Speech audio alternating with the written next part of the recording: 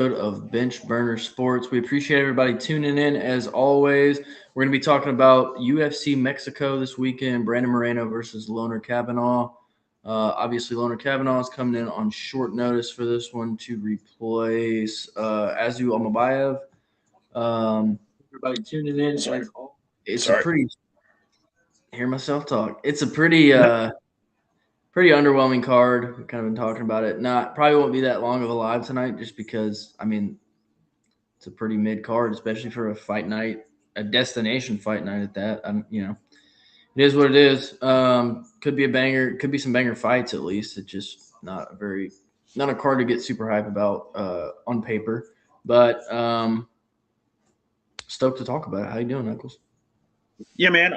It's fights, and I like fights, so it's probably going to be fun. And obviously, we watched a little bit for the production value as well. And UFC has probably the best production and pacing in the game, so I mean that's a plus at least. Obviously, the our brothers to the south are going to be excited about this because they're getting a lot of representation. Obviously, taking place in Mexico City. Well, to be seen. I don't know. They're still planning on it, but from what I heard, it's a little tumultuous down there. Yeah. There's no issues in actual Mexico City. That'll be fine. Oh, okay. I was going to say somebody was saying there like they were talking. There was actual from what I had understood there was actual discussion about moving it to the Apex, which would make this card even fucking worse. But I think we're in other cities. It'll be Lisco. Right. Lisco's going a little crazy right now. Puerto Vallarta too. Well, as long as boys and girls get down there safe and get some fights on them, would be good anyway. But yeah, I mean, I'm excited for it. I think the main event is good. There's a couple fights that are good, but excited as I can get. We won't talk about this fight, but 39-year-old Eric Silva, who hasn't fought in 2 years and was a signee at 37 years old off of Dana White's Contender Series, is fighting on this card. Sorry, every time I think about him getting signed to the UFC, I just fucking laugh. But I'll probably just talk shit on that fight later. But that's like the second fight of the card. Also, contenders to fight. Also, Long Dong Man, Damian Pinas is fighting. YouTube, I said Pinas. His name is Pinas. But yeah. So we got some names. We got some contenders.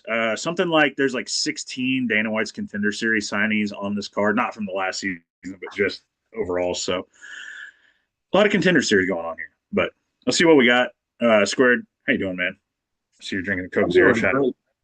I'm doing great. Let me start off by saying follow us on our socials. X is at bench_burner, Instagram, YouTube, Spotify, Facebook, TikTok, other places that I'm probably forgetting. iHeartRadio. At Bench Burner Sports, you'll find us there. I'm doing great. This card is ass. 2-pack. Not particularly excited for it, but at the same time, I think you'd said this at least maybe before we started recording, but like these sometimes end up being the fights that kind of bang, you know? So I will keep my eyes peeled out for some bangers. But let's get into this. Let's do it. All right. Cool. Starting out, obviously, we've got the main event, Brandon Moreno versus Loner Kavanagh. Brandon Moreno is coming off of a loss to Tetsuro Taira. Before that, he beat Steve Erceg and Amir Albazi. He is fighting Loner Kavanagh, like I said, who took the fight at relatively short notice, but still borderline full camp, so not a huge story there. Also, Almabayev pulled out weeks ago, so he's pretty much had a full camp, I would say, maybe a week or half a week short. Loner Kavanagh is 2-1 in the UFC. Most recently lost to Charles Johnson. Weird main event replacement here. I know they offered this fight to Kyoji Horiguchi, but Horiguchi wanted to fight Albazi and take this, and they obviously didn't want to take that risk because that fight was like 2 weeks ago. So it's a weird matchmaking, especially considering they had all that time. Granted, Brandon Moreno's already kind of fought everybody up there, so they want to push Kavanagh as a prospect, so I get that.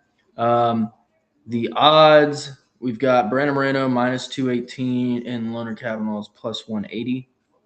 And I mean, I'm not thrilled at those odds, but I mean, you can make the argument that Brandon Moreno's had a lot of fights, a lot of wars. So the loss to Tyra, I don't know if people are just writing him off now or whatever. I know he's the favorite, but he's not that heavy of a favorite over a contender who just lost to Charles Johnson. I think it's the recency on the knockout too. And there's a lot of people high on Lonnie right now. Like I don't know. He's also only. They're both Brandon Moreno's only like 32 as well. He's not very old himself. He's only 32. He's just got a lot of fights. He's got Hunter Kavanagh 26 fights, I think, or 25 fights, maybe. Right, and Lonnie Kavanagh is. Yeah, I just had it. He's like 26. Oh, he's older than what I thought, but still, I mean, that's young as hell. Yeah. Yeah, I don't know, man. It could be a good fight. I think we could see Loner Kavanagh be competitive, and I think he's going to be a good fighter in the UFC for as long as he wants to be, probably. But I don't know if he's ready for this, to be honest, especially going to Mexico, Brandon Moreno's home territory. That's a lot of pressure, and I'm sure that place will be rocking. So give me Moreno, probably by I don't know, second round sub. That's what I would think. No, right on. Shout out Elvis in the chat. Our boy Elvis Senasic is in the chat. First time I've seen him chime in, I think. So appreciate Elvis. Obviously, we'll get on some Arc Raiders after this, so stay tuned. We'll be playing after this. But anyway, on the fight though, man. Yeah, man. Just Elvis said that we will never write off Brandon Moreno. I agree with him, man. It's hard to write off a guy who has been in the top for so long, has so much 5-round fight experience. I mean, pretty much from like 2019, 2020 on, it's been 5-round fights outside of like Tyra and maybe one other. But was the Kai Kara France fight, was that 3 or 5? Yeah. I think that was 5. I'm pretty no, that was 3. That was on the Pena. Well, he didn't need all 3 rounds, so it doesn't matter. He knocked him out with 30 seconds to go in the third. Right. But yeah, man, I think that Brandon, honestly, I could see a lot of that because he's got a 3-inch height and 3-inch reach advantage on Lonnie Kavanagh, and I could see him using that. Also, I hate when he doesn't mix it up.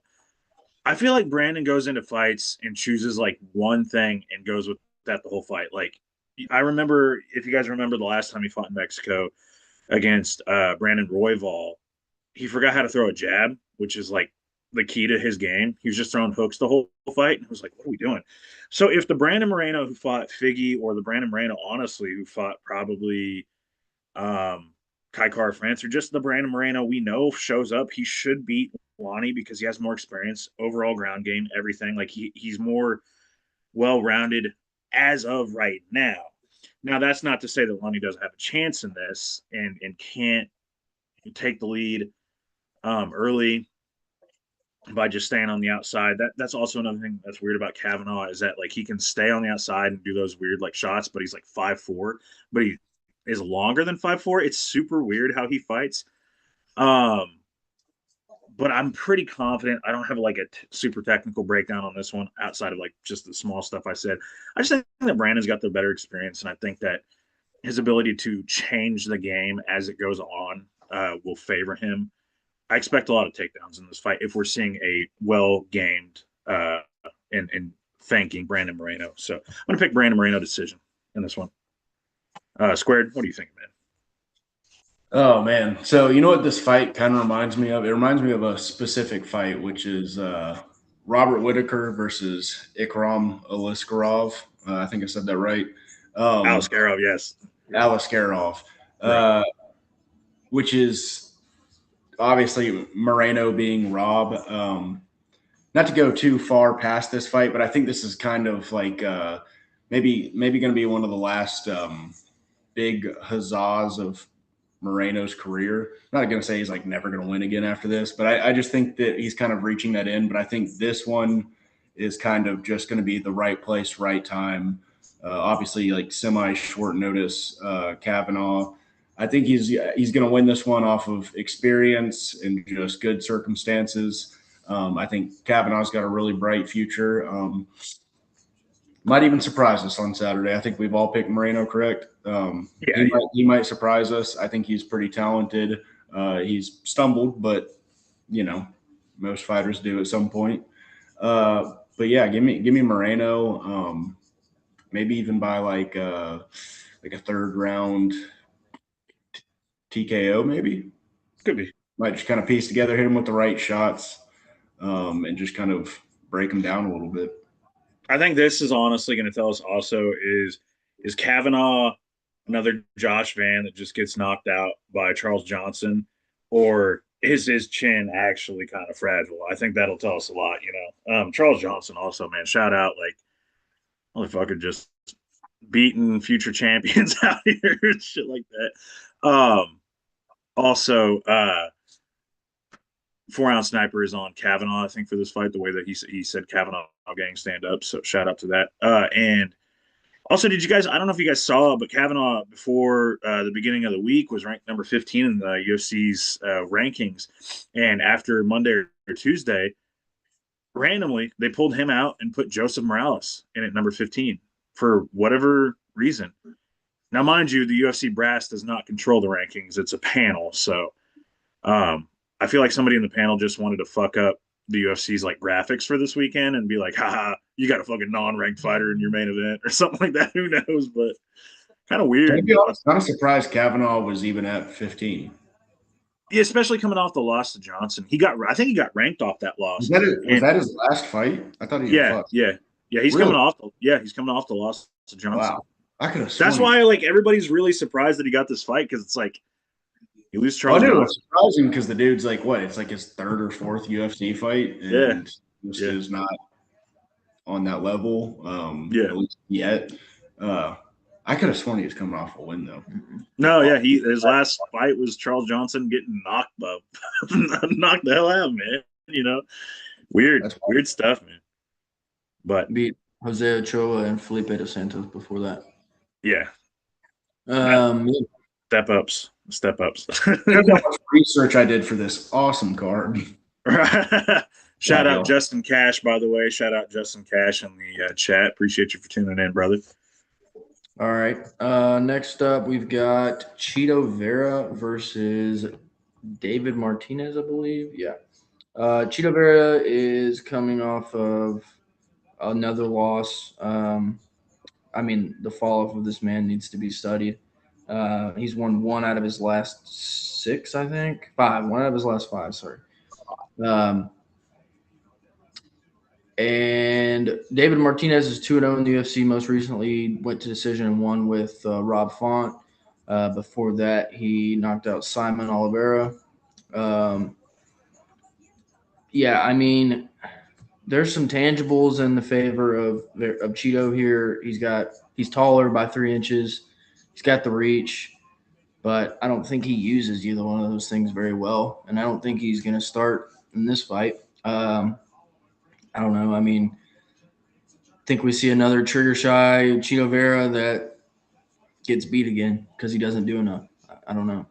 At some point in a dude's career, you kind of just realize that it's not going to change. Like, I mean, he'll hunt the shot, but I don't think he finds it against this guy. And give me David Martinez by another boring 3-round decision. Maybe David Martinez makes it fun, but he's the only one that can. David Martinez is a -305 favorite, and Chito Vera is a +245 dog. How the tables have fucking turned, dude. That is insane. I mean, it's right. It's right. Sorry. I don't even know, because I mean, obviously me and Max are pretty big fans, as you guys know. If you guys have watched the show, me and Max are pretty big fans of Jason Perillo, the coach. And I'm a big fan of Chito. I know that Max definitely likes Perillo. But be a fan of Chito, kind of. Right. I knew you were more of a fan of Perillo than Chito. Like, you liked him as a coach. I got to imagine that Perillo is in a state where Nixick was with like Sean Strickland, and just like Sean Strickland not doing what Nixick wanted him to do. And with Perillo being his coach, I've got to imagine, especially after the last like 6 or 7 fights, you got to be like, what the hell is going on? Because I mean, you got to look back at the Cheeto that was killing dudes. Like, I don't think he knocked out Rob. No, he didn't knock out Rob Font, because Rob Font Got has, so damn close, like no, five Rob Font has the round, he worst, got this close to doing it, but yeah, Rob Well, Font has the worst, best chin of all time, because he gets cracked, but he can survive. That's what I don't understand. Every fight he's in. Even when Cheeto was killing people, you got to remember, like, he knocked out Dominic Cruz in the 4th round. He still didn't do anything until that point. Like, Yeah, that's knocking down like round leading up to it. he has like the most. Like, He it has was very like low, like looked like Dominic was going to win the round off activity alone, and then he would knock him down towards the end of the round and steal it. That was kind of his strategy. Yeah, and I think he's just lost that. Well, I think number one, I think people have become keen to it. I think It's people easy to shut down now.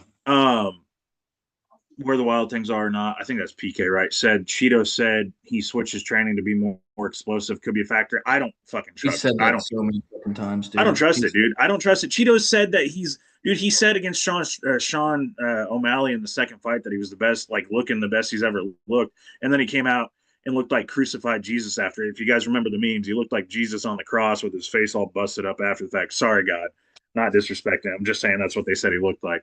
But No, I'm just saying what they said. you know what? No disrespect. But no, I can't trust Cheeto, man. I want to so bad, because he is genuinely one of my favorite personalities when he's not bitching about robberies. Also, I hate when he loses a fight, man. I hate the way he acts. it sucks, dude. It sucks. That's kind of what turned me off of him, honestly. But that's why it's hard to be a fan. But I like his personality outside of that. I just, because he's fun. Like, he's a guy. Like, he hangs out with Action Bronson. That stuff's cool, and like he has a cool personality. But when he loses, he's such a sore loser, and it's hard to continue to be a fan. That being said, I'm getting too personal into like in depth into Cheeto Vera and his mentality, which is just shot at this point, I think. David Martinez takes a decision here. He can crack, but I just don't think it's time for Cheeto's chin to get cracked, because he still doesn't get hit a ton. He's going to be one of those guys that just continues to lose a shit ton of fights until he's like 40, and then finally he'll get knocked out. That's probably what's going to happen with him. He'll stay in the UFC. This dude has 10 KO wins. How many fights does he have total? I forget again. 14, I think. Damn, he could crack him, but he didn't. 13-1. Ooh, he didn't. But he didn't crack Rob Font. Oh man, I don't know. He could. He got Simon Oliveira though. Cheeto got dropped by Dusted Figgy. That was the first time he'd ever been dropped in his career, too. Guess what? Dan Ige had never been dropped. That man just got cracked. Hey, you want to know, by the way, there's still one person that's a bantamweight, one guy that's still never been knocked down. Don't know how, because he's gotten his ass beat time and time again. Pedro Munoz, who we haven't heard from in forever. I wonder what he's doing nowadays. But he's still never been dropped, and he got fucked up by so many different fighters. I remember watching that dude get fucked up. So shout out Pedro. I love fighters that don't get cracked. It's great, especially late in their career. Like Pedro, well, not cracked in that way. Pedro, though. Shout out Pedro. But yeah, fuck, dude. Yeah, I mean, he did get dropped by Figgy, so Chin could be going. I mean, I don't want to make a bold prediction and say David by knockout, so I'm not going to say that. I'm just going to say David by decision. Squared, you got any insight on this? Here, Jean. I'm changing my pick to knockout. I'll be bold. There you go. Do it, dude. Yeah, I'm on the same train. Cheeto is just not. He's been figured out, and there's kind of no coming back from it. He can say he's going to get more active. I remember him saying that before the Pedro fight, and like the Pedro fight was like the most active we'd ever seen him, and it just still wasn't that active. It was nothing like Pedro crazy. Almost win that fight, wasn't it? Like I think it was like a close decision. I can't really remember, but then he got. I thought it might have been a splitty. I am curious. I thought it might have been a splitty. It wasn't a split decision. The scorecards were. Come on. Let's see. 30-27, 30-27, and 29-28. Okay, So I could. not I super thought close. it was a little closer than that, but. I think the rounds. Oh, I'm thinking of the Sean O'Malley and Pedro Munoz fight because Pedro was actually like winning the Sean O'Malley fight Yeah, until he yeah, got yeah, knocked out. that's right. Yeah. Yeah, I'm thinking of that. Anyways, yeah, I mean, dude, Cheeto, I love Cheeto. We all love Cheeto. Like, like you said, Action Bronson. I love Flamin' Hot Cheetos. One of my first like handful of fighter edits I've ever met. Shut up. One of your favorite fighter edits you ever met? I don't think so. That's what you One of said. the first handful of fighter edits I've ever made. You said met. I didn't Maybe. catch what you said, but also that is still my favorite edit you've ever made, by the way. Yeah, it was Easy Rider by Action Bronson. Beautiful. Banger. Cheeto's a great guy. We all love him, but he is just not that guy. And I think that's why we're all kind of like really like, I think we all feel disappointment towards Cheeto because he had that little run where he was just flattening dudes out, just absolutely flatlining them. And then his style just got figured out, and it became so easy to beat him almost. Corey Sandhagen, man. It's Corey Sandhagen. Yeah, exactly. That it really showed in that one, and then just became. I was riding back from Colorado. I was riding home from Colorado whenever I watched that fight, and I was just like depressed in the car watching it on my phone. And to think that he got a title shot after that fight. Just real quick, the stretch from 2018 to 2020 through 2022, he won 6 out of his 8 wins by finish, and he hasn't finished anyone since 2022. Granted, he's lost every single fight except for one. Figured out, man. Two, but I don't know, man. Yeah. He just got figured out and less willing to pull the trigger. Sorry, Square, go ahead. No, it's all good. Yeah, he's not an active fighter. He waits to pick his shot, which can result in some really dope moments, but it's just not enough. And he's going to be too patient, too like picky for his whatever knee or head kick he wants to go for. And I think he's going to get caught in this fight. His chin has shown a little regression. Hall of Fame chin, regardless. Like some of the shit he's taken, that knee from O'Malley that could be heard around the world. But I think it's fading, and I think it might kind of speed up from here, and this might be the fight. I think he's going to get probably not flatlined, but probably dropped, and then maybe just like what's the word I'm looking for? Just like volume, sort of volume ground type TKO. I think I saw somebody. I think Sherdog predicted that too. They said that this might be a volume TKO. That's what I'm thinking. I don't know what round, second, third, fuck it, but something along those lines. Right. Cool. Yeah, should be interesting to see what happens either way with that one. Hopefully, Cheeto can pull it off. Just not seeing that. Next up, we've got Daniel Zellhuber versus King Green, Bobby Green, whatever you want, wherever he's going by these days. We've got Daniel Zellhuber, obviously 15-3. He's done well in the UFC so far. He's coming off of 2 losses, though, to Esteban Ribovic and Michael Johnson. Losing to Michael Johnson in the big 2025 is always going to be actually, he hasn't really done all that great in the UFC on second look, 3-3. But he is fighting King Green, who has about 75 professional fights. He is 39 years old, 14-12 in the UFC. Obviously, just won a split decision against Lance Gibson Jr. Big, huge win there. Big name, that guy. He looked like, I will say, though, he looked not vintage, but he looked decent. Like, he looked like Bobby of old, kind of, a little bit. Like, he had that little swagger shit to him, kind of fun to watch. But Lance Gibson Jr. also probably doesn't belong in the UFC, so. No, probably not. And that was also not who was supposed to fight Ruben. Well, actually, yeah, it was. Never mind, I'm lying. That was because there's in Seattle.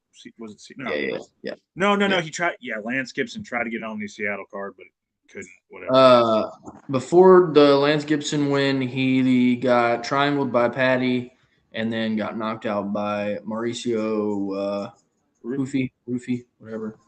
That's too fucking. That's tough. That's tough. That's a tough stretch. Yeah. I mean, yeah. Before that, he won against Jim Miller, but and then right before that was when he almost got murdered by Jalen Turner. Yeah, because Kerry Hatley likes watching people die. I mean, we saw that Yeah. this last weekend in Houston. So odds for that, Daniel Zellhuber is a -500 favorite. that's fucking insane. I'm putting money on Bobby Green. I'm not even wild. Yeah. All this being said, I do think Daniel Zellhuber wins. But that line is crazy. I think Daniel Zellhuber, even though he's only 3-3 in the UFC, I think he's shown flashes of what he can be. I mean, he's had some really good performances, and he is only 26, so he's still young. He's still learning the game. I watched him in Kansas City. The dude's real. Like he's real. Like he's. I mean, that one against Francisco Prado was good. Yeah. And Francisco Prado is pretty damn good. Only one finish in the UFC so far, but I mean, he's shown what he can be. And Bobby Green, I mean, he's always, I feel like until he retires, which he is 39, so he's old, but I do feel like he'll probably be that guy that will lose a lot and win one here and there, probably. But the UFC will probably let him do that for as long as he wants to. So I think we see Zellhuber. Maybe a hot take. I think he knocks him out. I think probably maybe first round, because I feel like when Bobby gets knocked out, he gets knocked out. Like, oh, it's bad. Yeah, it's like when he goes cold, he goes. I mean, you got 2 in a row with Mauricio Rufy and Jalen Turner. The last 2 just absolutely sparked him, and I could see that happening in this one too. Because I mean, a lot of the times that's happening to him, I feel like it's long, rangy guys, and that's also what.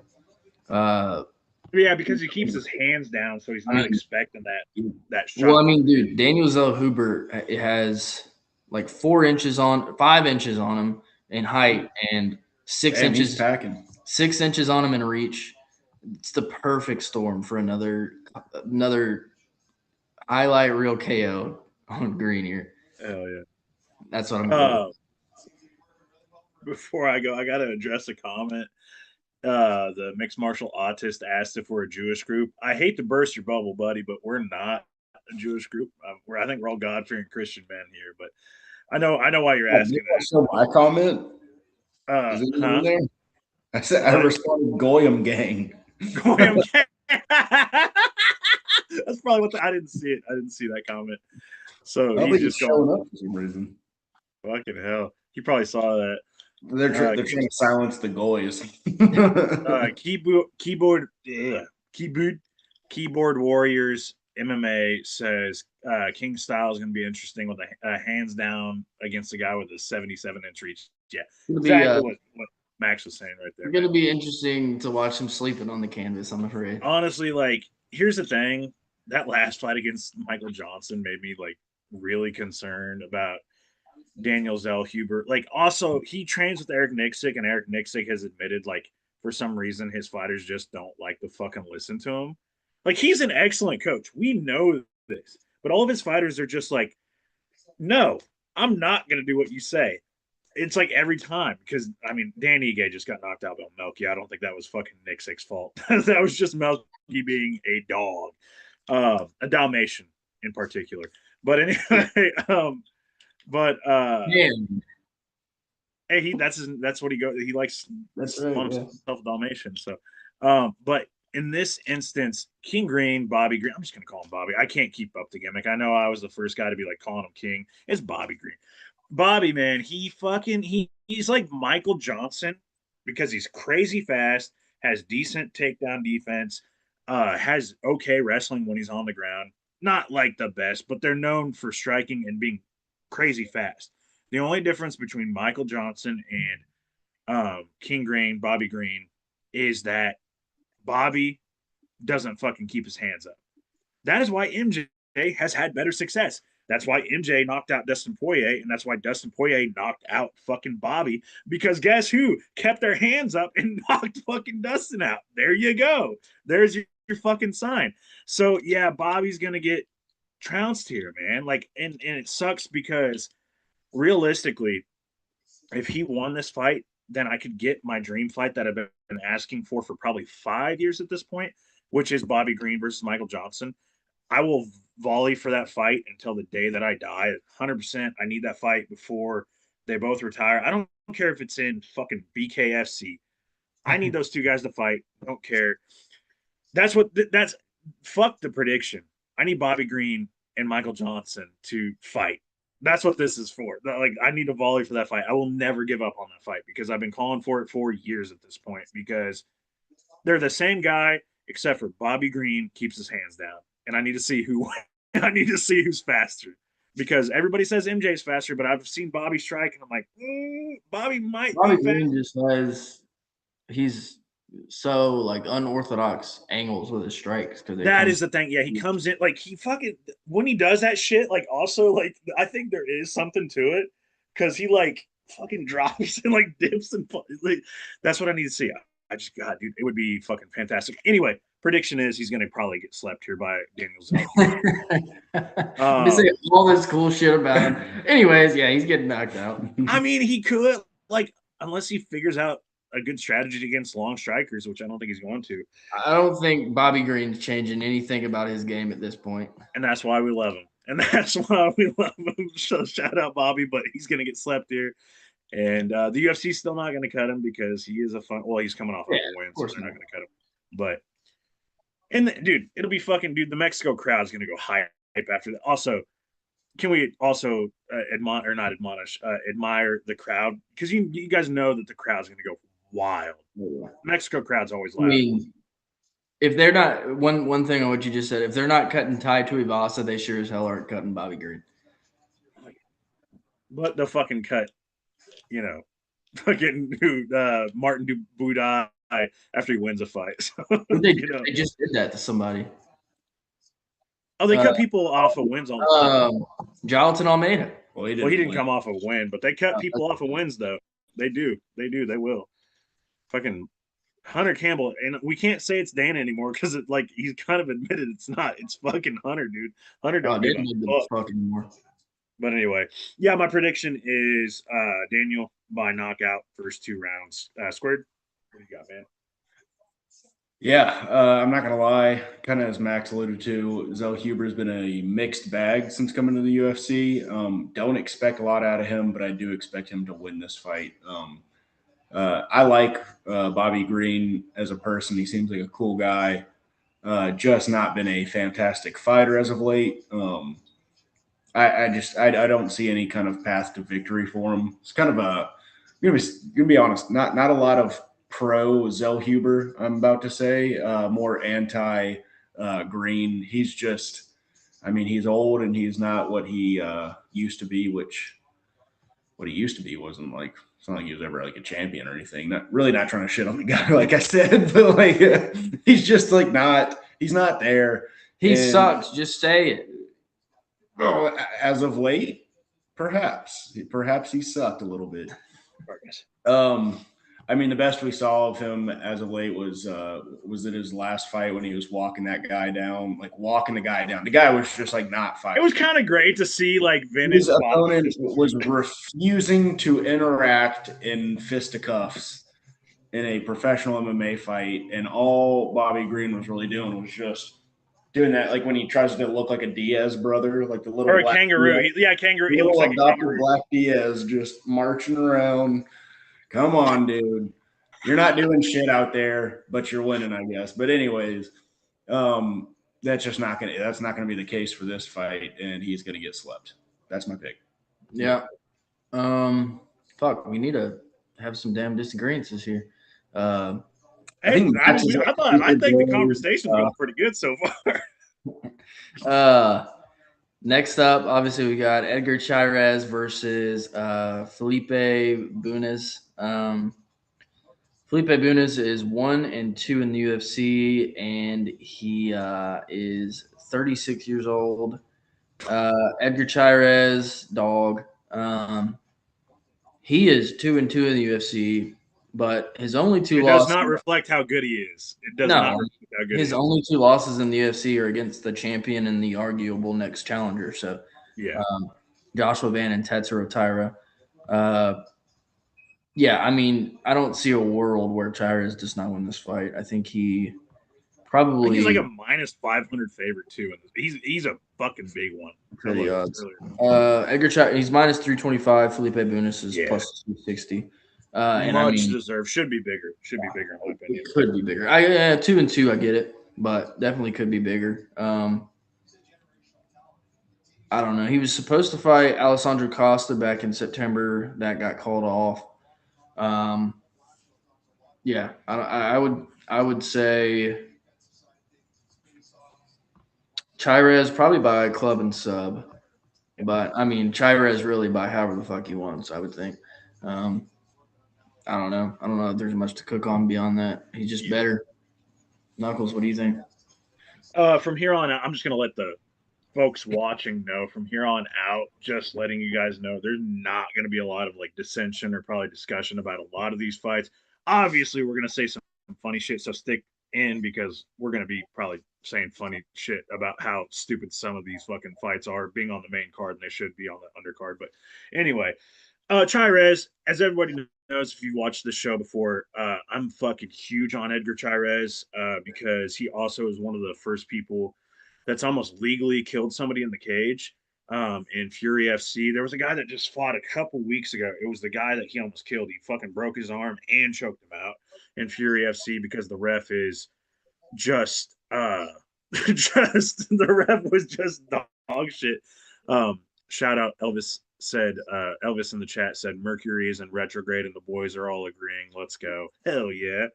I don't know how much Mercury's in Gatorade or whatever. But anyway, but yeah, Edgar Chairez is gonna kill this dude. Felipe Bunez does not belong in the UFC probably, and Chairez, arguably, when he's not fighting the top two dudes in the division, probably could be top 15. If you put him up against somebody like, I don't know. I mean, fuck, dude. If you put him up, the Joseph Morales is 15 right now. If you put him up against Joseph Morales tomorrow, that'd be a damn good fight. Joseph probably might take it, but like that's a good ass fight.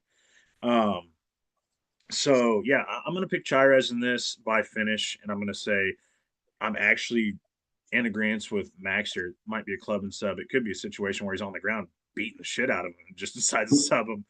He's got no KO wins. He's got like 8 sub wins, I think. Oh damn! Yeah, I forgot he's really crafty on the ground, but he's pretty fucking good. Yeah, Sorry, I'm gonna be wrong on that. He's got 4 KO wins and 8 sub wins. Sorry. Okay, but I love Chairez. So. Yeah, going Chairez. Me and Max are riding club. Square, do you got anything on that, man? I'd say that I couldn't have less to say about a fight, but then the rest of this card exists, so I that kind of beats it. Give me Chairez, dude.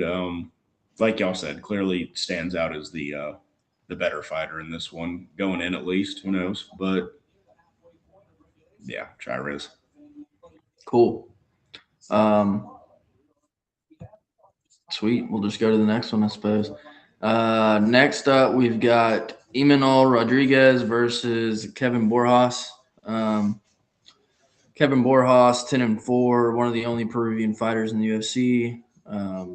Shout out Kenny Florian. You fucking just put, I forgot Kenny's fucking Peruvian. Holy shit. Thank you. Don't forget Valentina. Valentina's like 5 different nationalities, isn't she? She like visited Peru once and started repping the Peru flag. He's also like Kazakhstani or whatever. Anyways, Kyrgyzstan. Come on, dude. Come on, get your shit straight, dude. How are we going to be a serious MMA podcast if you're out here calling Kyrgyzstan Kazakhstan? Come on. Kevin Borjas, he's 1-3 in the UFC. Coming off of a loss against Sumaderji. Before that, he beat Ronaldo Rodriguez. Imanol Rodriguez is 6-0. He is only 26. He is coming off Contender Series win. He's making his debut in the UFC. Super impressive on Tough, by the way. Just putting that out there. Sorry. Yeah, Uh, it was his only loss to Joseph Morales. Was it Joseph or yes. yeah? Because Morales won the fucking thing. Yeah. So And then they put him on Contender Series and he won. Emmanuel Rodriguez is a minus 455 favorite, and Kevin Borjas is a plus 350 dog. And there are some wide lines on this card. Holy shit, the whole thing. I don't know if that one should be that that wide. Oh, dude, it gets worse. I know it does. I know Oh, it does. what did I just say? It's like minus 400, right? Minus 455. I don't know if I was thinking I just said minus three something. But anyways, so yeah, I mean, yeah, I've got Rodriguez to win. Yeah. Probably, I don't know, TKO, I guess. I mean, he's going to finish him, I think. He's got 5 KO wins, 1 sub win. So, yeah, give me Rodriguez by KO in any particular round he wants to. Knuckles, what do you think? Yeah, man. I mean, Borjas is a dog. Obviously, like he took out our boy, Lazy Boy, my boy, Lazy Boy. I think he beat him not at the Sphere, but in the next fight after the Sphere. I think, right? Yeah, because Lazy Boy beat Ode at the Sphere. Um,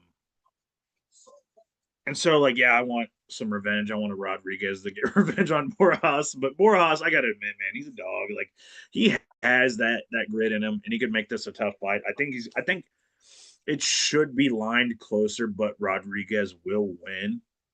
I mean, That his losses in the UFC aren't bad losses either. He's it's lost like to yeah, Sumaderji, Alessandro Costa, and Joshua Van. yeah, you can't be mad at that. That's what I'm saying. And like, I think every fight, I think the fucking Van fight was one that we were like, I got to go back and watch that. I might be mistaken, but I thought that was also one where I was like, wow, like Borjas is better than what I thought he was. But um, and the fact that this Rodriguez isn't, I don't think, a super grappler. So I think Borja is going to be in there live like he always is. He's going to just kind of be like a Ode Osborne type of guy, or like one of those guys that Just make the dog fight. to kind of to your point, all 3 cards were 29-28 in the Joshua Van Borjas fight. Yeah. So yeah. Yeah. But give me Rodriguez. He's probably going to win. I don't think he's going to finish him because Borjas is tough.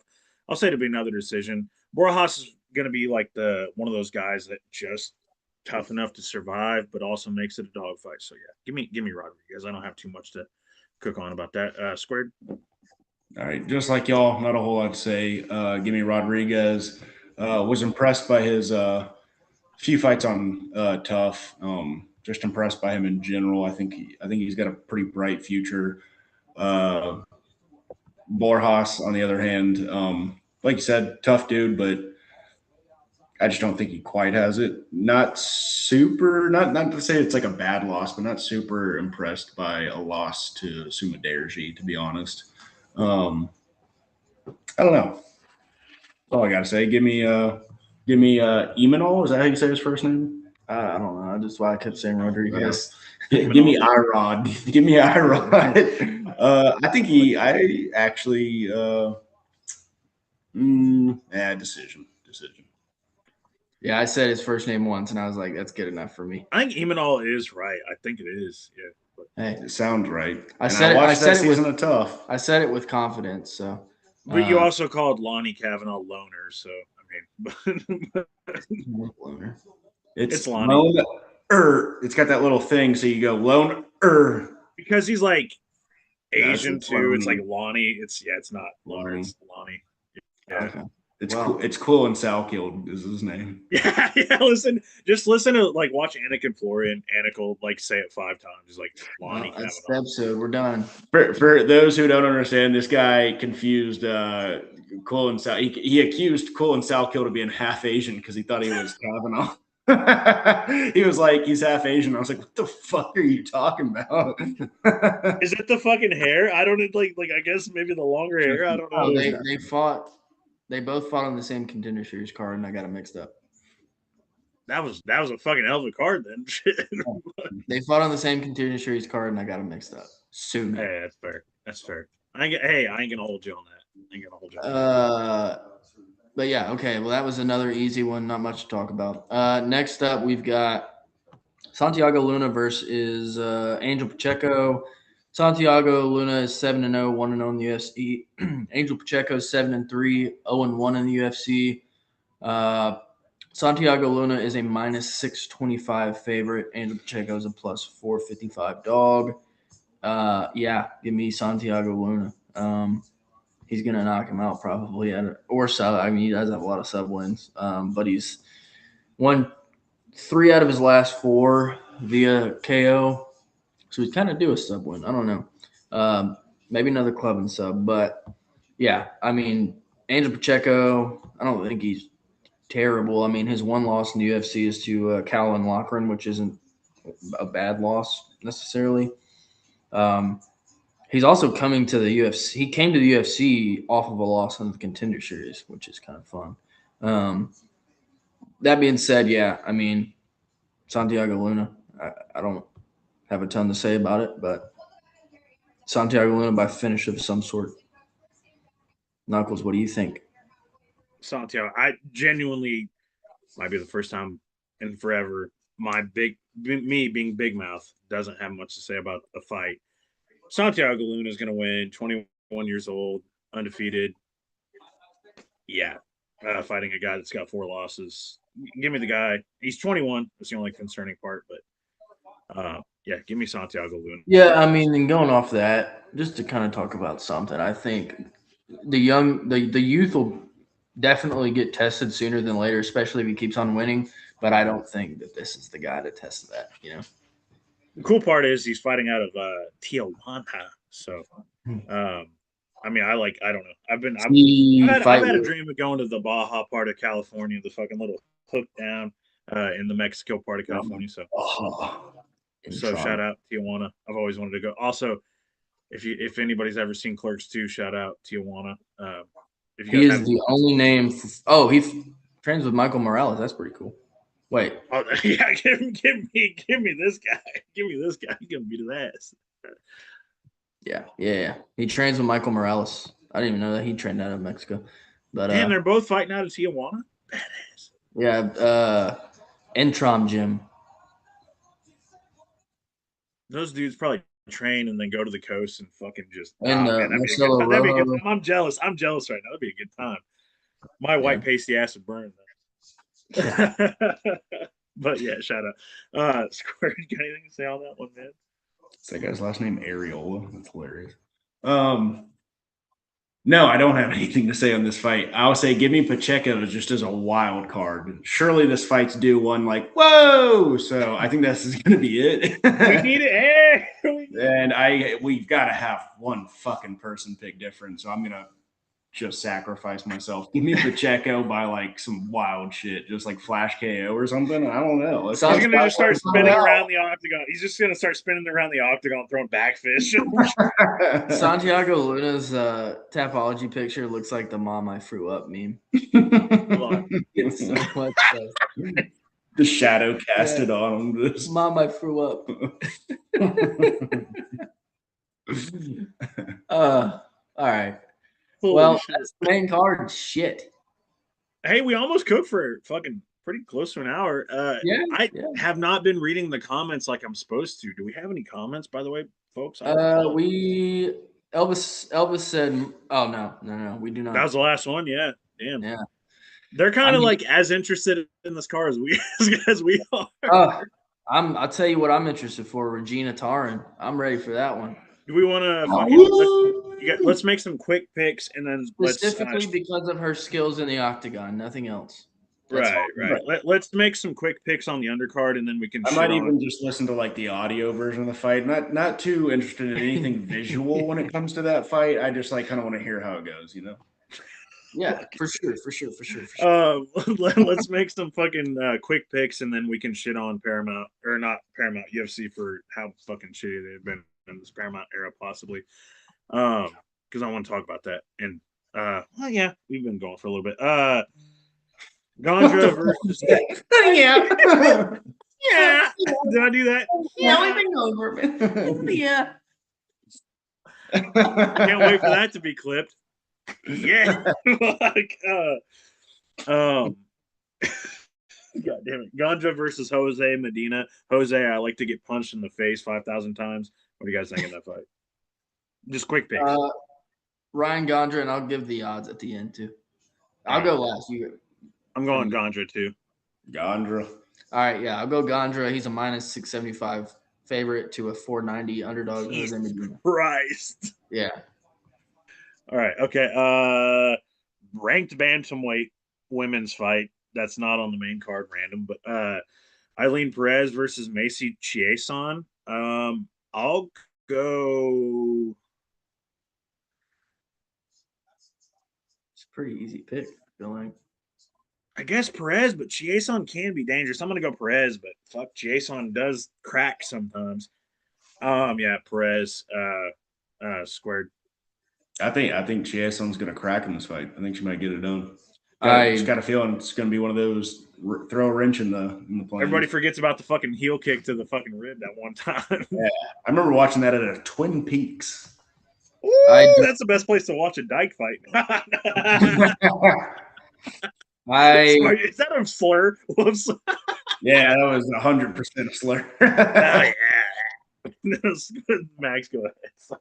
I can't, in good faith, pick anyone who just lost to Yana Santos in the big 2025. Give me Aylin Perez, and we're going to see some twerking. Dude, fucking Chiason's act was cooking before. Also, both actually low key. Fucking Santos been cooking too. But what's the odds on that? What's the odds on that? Aylin Perez, it's pretty close. It's like the closest fight on the entire card, I think. Aylin Perez is minus 166. Chiason's plus 140. Seeing I had reservations, now you see why. I mean, it's not out of the question. I don't know. I got a feeling we're going to see some twerking. All right, next up is Quinones versus Moutinho. Quinones is probably going to win, but I'm picking Moutinho for vibes because I just want to see the guy like get one fucking good thing in his life. So give me Chris Moutinho, please. Even though he's going to lose, but yeah, Chris Moutinho. Squared, what do you think, man? Quinones by standing TKO. Classic. I'll be rooting for Moutinho though. Yeah. Nice. I'm gonna go. I'll go hop on the Moutinho train. I want to see him win. And Quiznos subs is not very good. So what's the odds? Quinones, he's minus 675 favorite. Moutinho. What? Moutinho's a plus 490 underdog.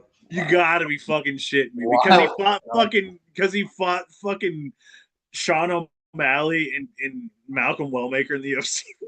One of my absolute. I don't even think Malcolm Wellmaker was that big of a favorite. Sorry, go ahead. I'm pretty sure that we have more minus 600 or lower odds or higher odds than any other card in UFC history. Like this is insane. I'm not the last one. I was gonna say one of my favorite moments was when it was after that fight versus O'Malley, and O'Malley's like doing the press conference. He's like, "I'm sure he's in the hospital right now, seeing triples or seeing doubles or something like that." And then it just cuts to DC filming him. He's eating an ice cream sandwich in the back, just like he had the fucking bolo tie on too, right? Like he was fucking chilling. He was just chilling, dude.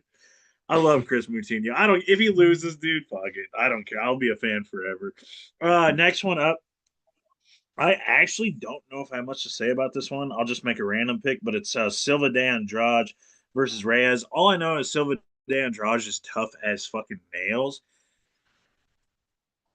So I don't know the odds. I don't know Reyes. I know Silva de Andrade better. Fuck it. I'm gonna go Reyes is coming off of a win on Contender Series.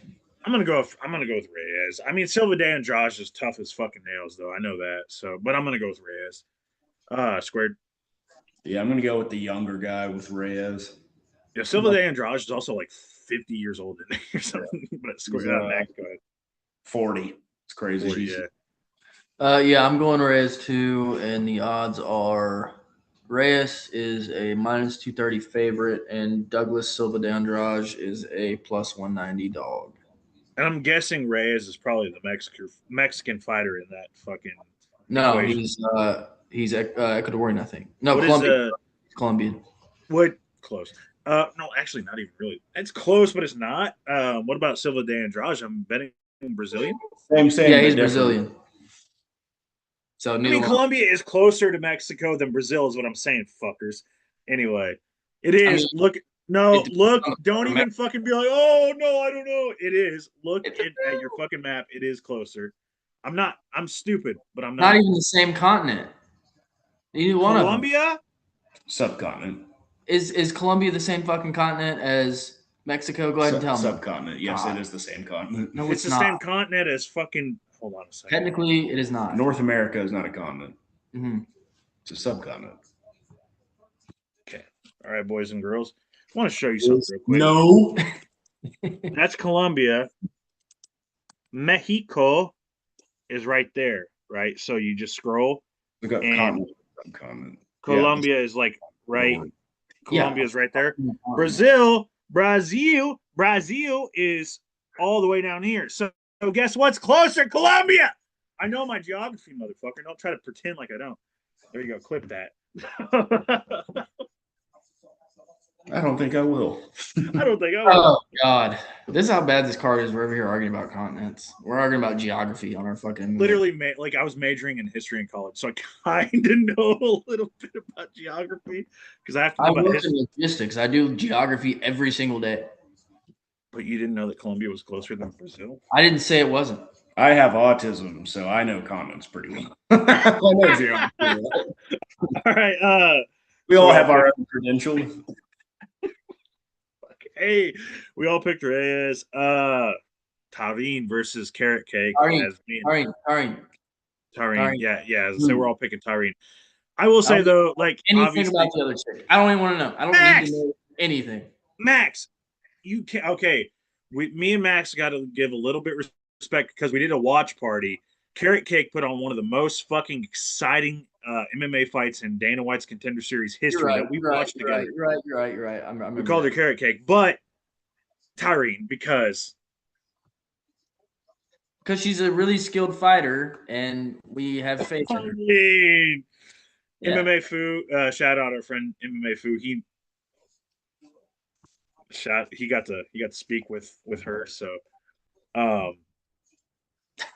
yeah. Why are you making it seem like you fucked her?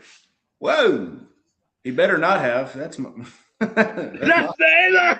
What? I don't think. No, Knuckles goes. Our boy Foo. He interviewed her. He got to talk to her. That's what he did. Dude. Hey man, I just leave the pause for dramatic effect. Anyways, Taurine is a plus 142 dog to Carrot Cake's minus 170 favorite. But actually, that's kind of wild. I do know that Taurine hasn't fought the best competition, but Carrot Cake also her best performance, probably best fight. Lost to Dione Barboza in her debut. Oh, and Dione's tough though. And then she beat Nicole Cagliari in a split. I like that we're breaking down this fight. She hasn't. To be fair, one of the most fun female fights of all time or not, she still won that Contender Series fight via split decision and didn't look crazy good. And no, both got signed. Yeah, both got signed.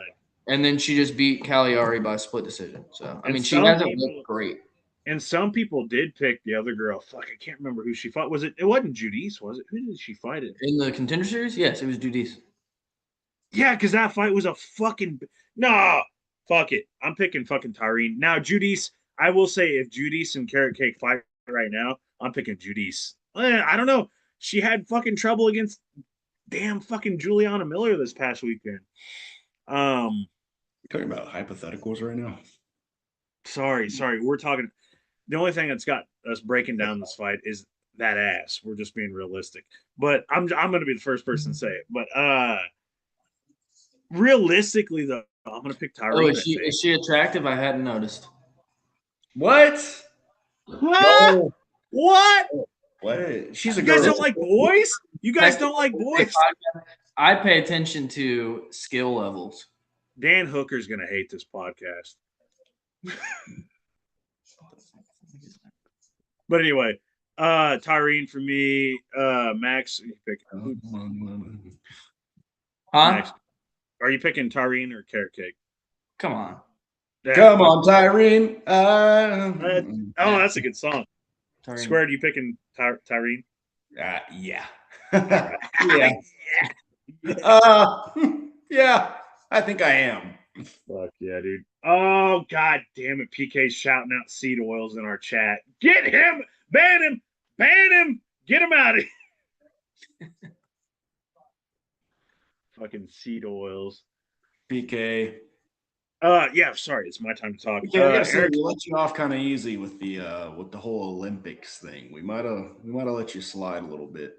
Luckily, he was. I can put PK in timeout. He was level-headed, Max. I love how YouTube allows that. You can put people in timeout. It's like I just put you in a 10-second timeout, PK. he's gonna, dude, don't do that. He's gonna come in with some Canadian fury talking about fucking. I don't want to say. Hey, PK, guess what? You're gonna be an American by next year. Get ready, bud. Get ready, bub. Our 51st state. We're coming for you. Fuck. He's gonna take that seriously. He's gonna be like, motherfucker. Next fight, 39-year-old Eric Silva, future contender, sign on the contender series. Eric Silva versus Francis Fire Marshall. Give me Francis Fire Marshall by, I hope, violence, and I hope that Eric Silva goes on to a better career that's not MMA because he's old as shit and got signed old as shit. Give me Francis Fire Marshall in that fight. Max or Squared or vice versa. Max. Squared. What fight are we on now? I'm sorry. Eric Silva versus Francis Fire Marshall. Yeah. Jesus Christ. Give me a second. Francis Fire Marshall, by the way, I did look at the odds before this, is like minus 700. Just to give you a fucking little leeway. Yeah, it's minus 750 and Eric Silva's plus. I gotta put a face to these names. Oh, yeah. Eric Silva's that 37-year-old they signed off. Yeah. Give me the Fire Marshall, please. Which is fucking crazy that he's that favorited still because, I mean, the guy has not done well in the UFC. But look at who he's fought. He's fought tough comp, if I'm not mistaken, right? Yeah. I mean, Isaac Dolgarian got knocked out by Isaac Dolgarian. Dolgarian is good. He's also just maybe a criminal. I will say, don't take the Del Valle fucking fight. Okay, but he also had a split win against Dennis Bazooka. Bazooka's good too. Are you kidding me? Bazooka, they killed that guy's grandma. I don't know if anyone picked up on that one. I mean, Bazooka's 1-3 in the UFC. He's not very good. Where he's trying to make a reference, and he's like, "Oh fuck, I might have cooked it." No. I don't know. The odds are just god awful. I guess it should be closer. It should be closer, but also Eric Silva is literally 5,000 years old and should not have been signed because when he won, he didn't look good. Listen, you remember when I won't be shocked if he wins. I will probably throw money on him. But here's the thing: you remember when Dana started signing just people when they just randomly won? Yeah. Eric Silva was like the beginning of that shit. Like when he just started signing people that won decisions, and that's like when he signed him, I was like, that might have been the worst signing that Dana's ever done. That's why I'm like, he's 37 and he didn't look very good. So we're all going Mr. Fire Marshall. Last fight we got Mr. Long Dong Damian Pinas himself versus Wesley Schultz. Kind of a fucking they're just kind of sending a fuck you to Wes Schultz right there. Because I do like the guy, but I mean Pinas is Pinas. I mean, what can I say? I'm gonna go Damian Pinas probably by knockout, but unless Wes Schultz can get him down, I mean that's like the interesting tie up here. I actually know more about these two fighters than I almost know about anybody else on the card outside of like the top three fights. But yeah, Wes Schultz, good wrestler, good grappler, has some striking. Unfortunately, I think if I'm not mistaken, Wes Schultz had the misfortune of getting obliterated by Mr. Mansour Abdul Malik, and then Damian Pinas, who is one of the most promising prospects, probably one of the most promising prospects off the last season. I expect this to look a lot like Mansour Abdul Malik versus our boy our Wisconsin boy. Why am I blanking? we fucking interviewed him. Nick Klein. I can't think of names right now because I've been fucking gone through so many names. Our boy Nick Klein. I think it's gonna look a lot like that, where like I think West Schultz is gonna be tough early, probably give him some opposition, and then Damian Pinos is probably gonna turn up and knock him out. Unfortunately, look a lot like that. Unfortunately, but yeah, I'm gonna go. Oh wait, I'm breaking this down. We're supposed to make quick picks. What am I doing? Damian Pinos. Squared. What do you got, man? I think Schultz is going to beat that Pinos purple. No, I'm sorry. That's not going to happen. He's gonna get hurt pretty badly. Wes Schultz is gonna win because he has a badass last name. When he was on Contender Series, you kept bitching about how he spelled it wrong. Well, I was also an alcoholic, so give me Wes Schultz. Damian Pinos is a minus 250 favorite to Wes Schultz is plus 250 dog.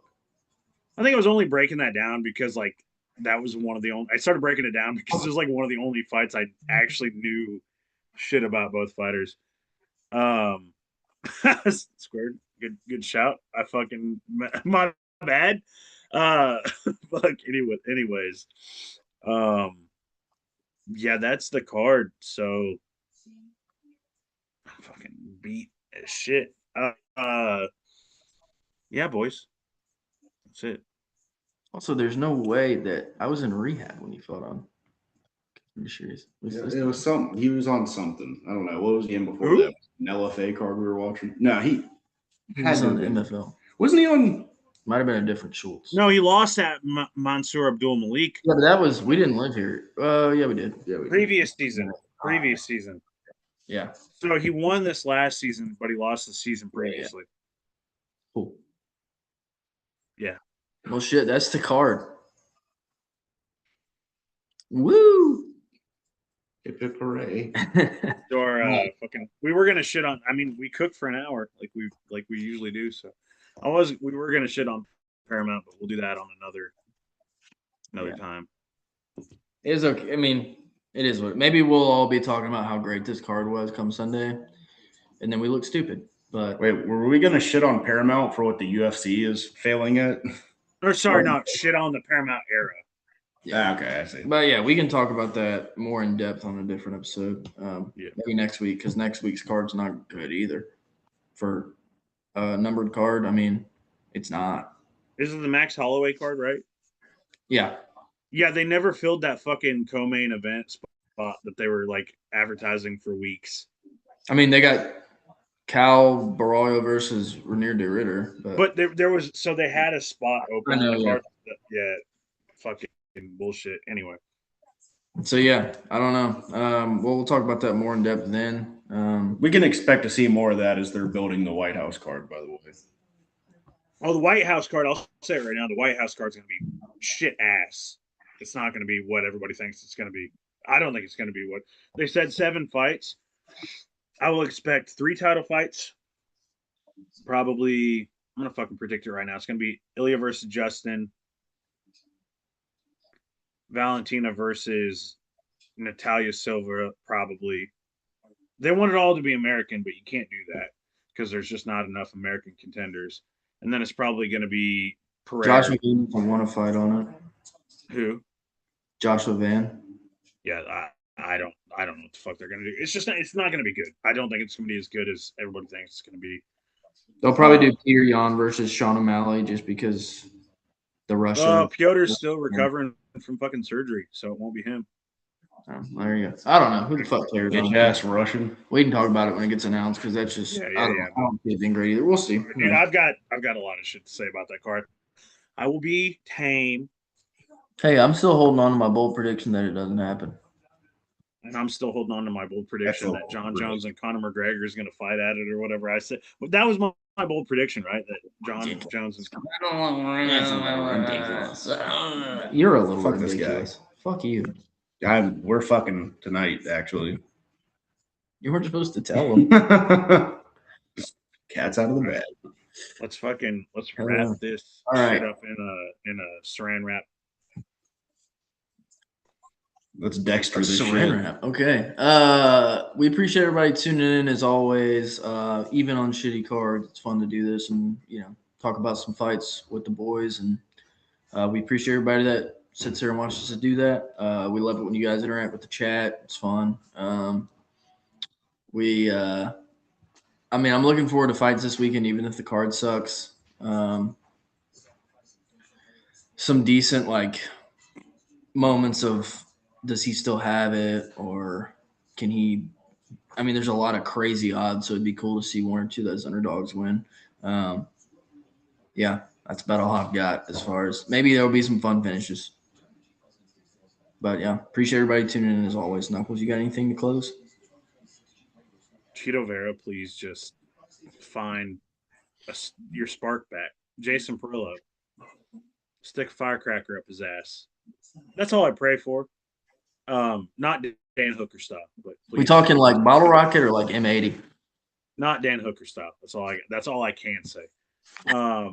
So just motivate the man. That's my prayer for this weekend. We're gonna get some fights, and also there's a lot of Mexicans, so it's gonna be violent because Mexicans are violent. That is fucked up. You can't say that. Ask our boy fucking Fu or any other Mexican. They love fucking fighting. So, yeah, Mexican fighters, they have chins and they love to fight, and I can't wait for that. But outside of that, Knuckles thinks Mexicans are violent. yeah, no. But anyway, outside of that, thank you guys for like Max said, commenting. I know that there wasn't a lot to talk about on this card, so not a lot to discuss, but I tried to make discussion. I mean, I fucking cooked on Damian Pinos and Wesley Schultz for way longer than I should have, but yeah, appreciate you guys chiming in, coming in here. Stay tuned for more breakdowns, more fights, more content.